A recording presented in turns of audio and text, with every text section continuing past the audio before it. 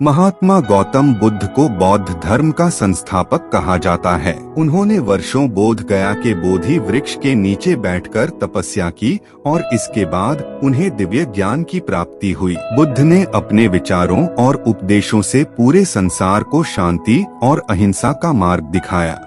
इसलिए कहा जाता है कि बुद्ध के विचार आपका जीवन बदल सकते हैं। बुद्ध की आज की अमृतवाणी में आपको बताएंगे गौतम बुद्ध से जुड़ी एक ऐसी कहानी के बारे में जिससे आपके जीवन में खुशियां ही खुशियां रहेंगी, क्योंकि बुद्ध का मानना है कि यह पूरी तरह से आप पर ही निर्भर करता है कि आप खुशी या गम क्या लेना पसंद करते हैं। एक बार बुद्ध एक गांव से गुजर रहे थे, लेकिन उस गांव में लोगों के बीच गौतम बुद्ध को लेकर गलत धारणा थी, जिस कारण वो बुद्ध को अपना दुश्मन मानते थे।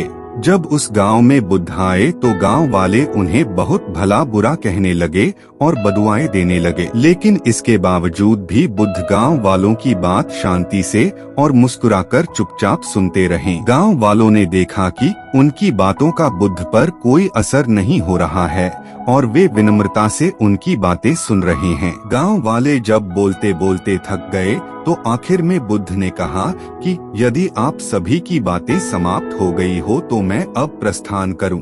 बुद्ध की बात सुनकर गांव वाले हैरान रह गए, लेकिन उस भीड़ में एक व्यक्ति ने बुद्ध से कहा कि हमने तुम्हारी कोई प्रसन्नता नहीं की है, हम तुम्हें बदुआएं दे रहे हैं, क्या तुम्हें इससे कोई फर्क नहीं पड़ता? बुद्ध मुस्कुराते हुए बोले, जाओ, मैं आपकी गालियां या बद्दुओं को लेता ही नहीं। आपके द्वारा दी गई गालियों से भला मेरा क्या होगा? जब तक कि मैं आपकी गालियों को स्वीकार ही नहीं करता, इसका कोई परिणाम ही नहीं होगा। जानते हैं, कुछ दिन पहले एक व्यक्ति ने मुझे बहुत सारे उपहार दिए, लेकिन मैंने उसे लेने से मना कर दिया। जब मैं लूंगा ही नहीं तो कोई मुझे कैसे दे पाएगा? बुद्ध ने पूछा, बताइए, अगर मैंने उपहार नहीं लिया तो उपहार देने वाले व्यक्ति ने क्या किया होगा? भीड़ में से किसी ने कहा, व्यक्ति ने अपने उपहार को अपने पास रख लिया होगा। बुद्ध ने कहा, मुझे आप सब पर इसलिए दया आती है क्योंकि मैं आपकी इन गालियों को लेने में असमर्थ हूँ